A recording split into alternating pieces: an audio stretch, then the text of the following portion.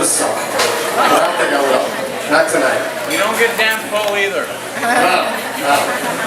Hey, it's great to be here tonight for lots of reasons. I think that today is a landmark day. Today is the day that Mitt Romney just sealed the nomination. Actually, he's going to win the presidency. I think the base is incredibly energized after this Obamacare ruling by our justices. Isn't that an oxymoron? Right now, the justices actually passed one of the most unconstitutional acts in the history of America. But I do believe that the one silver lining in this gray cloud is going to be that I believe that the base is going to be incredibly energized. I do believe that Mitt Romney will win. I do believe that we're going to take back the Senate. And I do believe that we will repeal Obamacare the 1st of January. We will. I believe that that is going to get fait accompli. So we're going to have to suffer through this law for a few months, but I believe ultimately we're going to win out. I also don't know how many of you watched today that the House of Representatives also voted quite extensively to censure and to take out Eric Holder to task.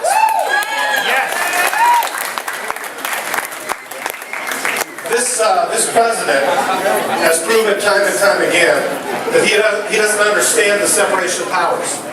He doesn't understand that you actually have a divided government where only one body makes the laws.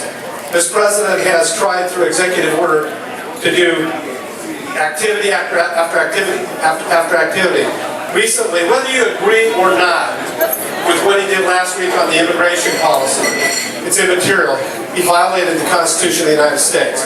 The president does not have the prerogative or the right to establish laws. He doesn't. He flat out does not. Only the Congress can pass laws. Only the Congress can appropriate money. And I keep waiting and waiting and waiting and hoping that the Congress will realize that in addition to passing measures, passing budgets, and passing initiatives, which they've done, it's time to challenge him into court at every opportunity. This president has blatantly disregarded the law. And I do believe with all my heart that next year he will be out being a community organizer again. By the way, I think Obama did teach us one thing. Experience does matter just a little bit.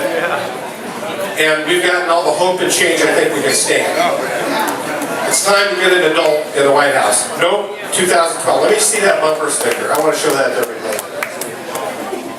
I went to Congress back in 1994 when the Republicans took over the U.S. House of Representatives for the first time in 40 years. When I was there, a few things happened. When I started, we had about a $300 billion deficit. And nobody believed that we could ever balance the budget. But we did. After 5 years, we balanced the budget for the first time in 40 years. And we actually had a budget surplus of about $240 billion, and we started paying off the national debt. Right now, this president has presided over a government that has had 3 straight years of over $1 trillion budget. Can any of you out there wrap your mind around what $1 trillion is? Can you? Can I illustrate maybe through a different comparison? Time magazine did this about a month ago. Okay, we're going to use seconds instead of dollars. 1 million seconds is 7.5 years. 1 billion seconds is 33 years. 1 trillion seconds is 33,000 years. And we do that in dollars, $1 trillion deficit a year. We have over $16 trillion in debt. And most of you also know that we owe over 30% of that debt, about a third of that debt is owed to China. That's one little known fact about me. I actually speak fluent Mandarin Chinese, so maybe I can go negotiate better rates on paying that debt back. Do you also know that last year, for every dollar that was spent in Washington, D.C., 43 cents was borrowed. You also know that right now, 65% of the entire federal budget is consumed in 5 areas. 1, Social Security. 2, Medicare. 3, Medicaid. 4, Veteran Services. And 5, debt service. If we do nothing, in 5 years, it will consume 75% of the budget, and in 10 years, 100% of the budget, which means there won't be a dime for the military, or roads, or any other priorities in America. They'll all go to those areas. And so, people ask me, why did I decide to get in this race? Why am I running again? I think it's pretty obvious. We're slipping off the cliff into the abyss. When I was there before, I earned a reputation as a fighter. And guess what? Sometimes you even have to take on your own party. Part of the problem over the last 10 years has been Republicans. As we've gone into this debt and the deficit spending. And I believe that it's not just about electing Republicans to go back to Congress, it's electing the kind of people that are going to realize that if we're going to turn things around and not become Greece, then we have to do it immediately. The budget that's been proposed, my budget, is a good budget. It's a good first start. But it doesn't balance for 25 years. We've got to act quicker than that. And we haven't even talked about entitlement reform. In fact, for all of us candidates who are running, the NRCC sent a memo out to everybody saying, don't talk about entitlement reform. Don't talk about it. Well, guess what? It's the 800-pound gorilla in the room. If we don't talk about it, we don't get there. We have to reform entitlements, or you will not have the resources to pay off the debt. We've got to do it. We've got to do it now. And I want you to know something. I served in Congress for 6 years. I left because I made a term limit pledge. There were about 100 of us that made that pledge. 5 of us kept our word and came home.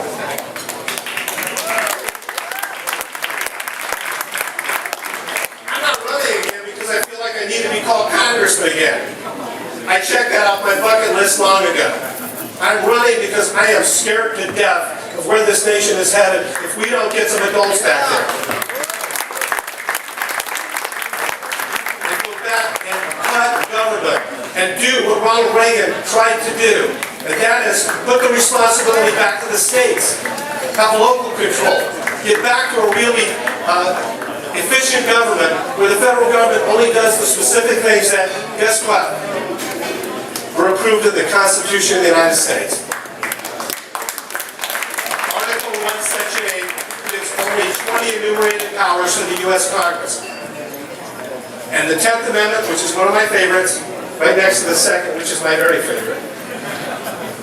But the 10th Amendment says that all powers not delegated in Article 1 to the Congress are reserved for the states and the people. And they did that because they understood that the most effective government comes from the states. That's what Ronald Reagan said. Let's get the power back. Get rid of the federal government having anything to do with Medicaid or welfare. Put it back to the states. Let the states do the lion's share of government and get the federal government off of our backs. Amen. Last thing I want to say. Everybody understands, just like Bill Clinton did when he ran for the presidency. He taped a sign to his mirror that said, "It's the economy, stupid." I think Obama has one, but it just says, "Hey, stupid."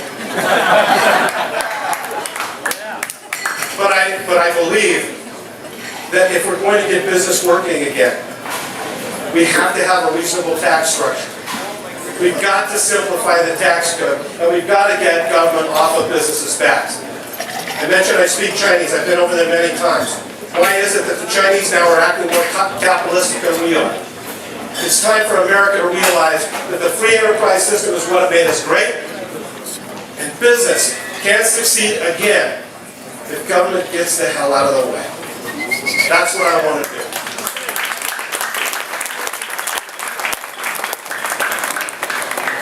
And the other thing is, I'm not afraid to lose. I'm not afraid to take on the status quo. I think we need some spines of steel back in Washington, D.C. that are willing to stop kicking the can down the road and do what's right. Take the bull by the horse right here and now and fix our government. I say we balance the budget in the next 5 years. I say we become completely energy independent in the next 10. Not only do we drill here, but we build refineries here. And we get back to making America great again. Folks, thank you. I'm just a warm-up for Will Carden.